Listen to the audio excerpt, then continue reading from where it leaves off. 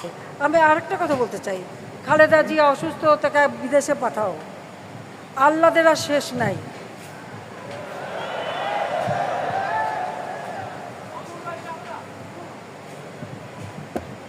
পৃথিবীতে কোন দেশে আছে এতিমের অর্থ আত্মসাৎ করে সাজাপ্রাপ্ত আসামি জেলে ছিল?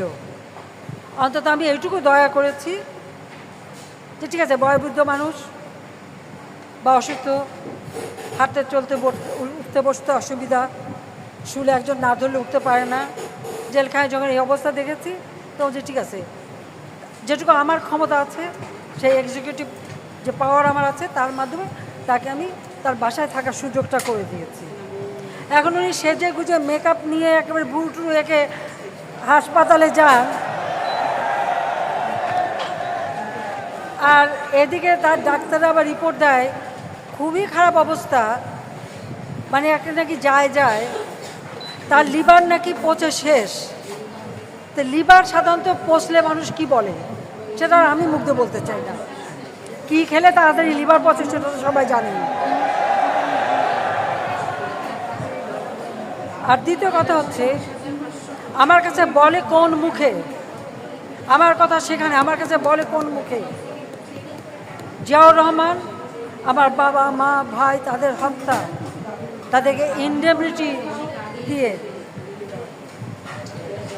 খুনিদেরকে ক্ষমা করে বিভিন্ন দূতাবাসে চাকরি দিয়ে পুরস্কৃত করেছিল।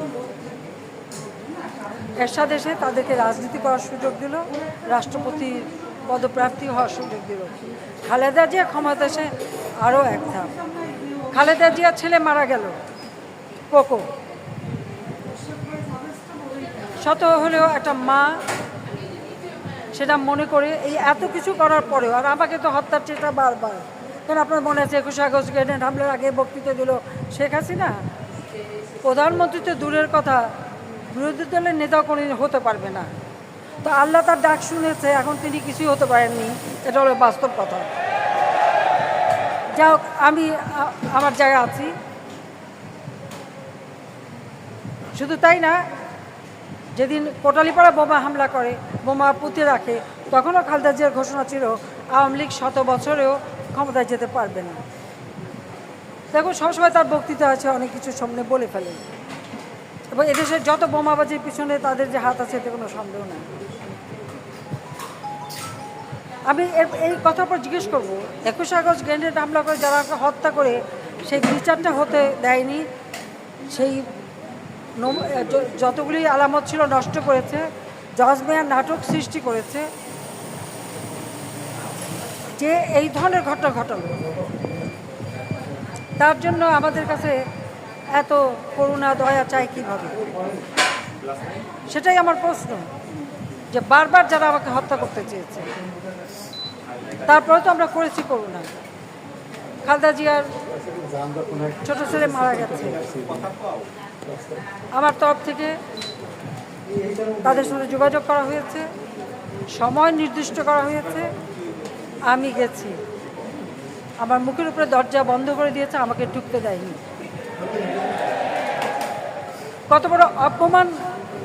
খালি মনে হলো যে তুমি খালেদা জিয়াউর রহমানের সাথে অন্তত 2 মাস 1 মাস পরপরই আমাদের বাসায় যেয়ে বসে থাকতা, চেয়ার পেতেও বসতা না, ওই লবিতে মোড়া ছিল, মোড়া পেতে বসতা। আর এখন আমাকে ঢুকতে দেবে না, আমার গাড়ি থামার সাথে সাথে গেট বন্ধ, আমাকে ঢুকতে দিল না। জীবনে কখনো এইরকম ইনসাল্ট করবে? তারপরেও তার জন্য দয়া দেখাতে হবে, তো দয়া তো দেখিয়েছি, আর কত দয়া দেখাবো? যে আমাকে খুন করতে চেয়েছে, যে আমার বাবা মা ভাই বোনদের হত্যার সঙ্গে জড়িত, তার জন্য যথেষ্ট দয়া দেখানো হয়েছে। যে আমার হাজার হাজার নেতা কর্মীকে হত্যা করেছে, পঙ্গু করেছে, নির্যাতন করেছে, দিনের পর দিন নির্যাতন করেছে, অনেক দয়া দেখানো হয়েছে। এর বেশি আর দয়া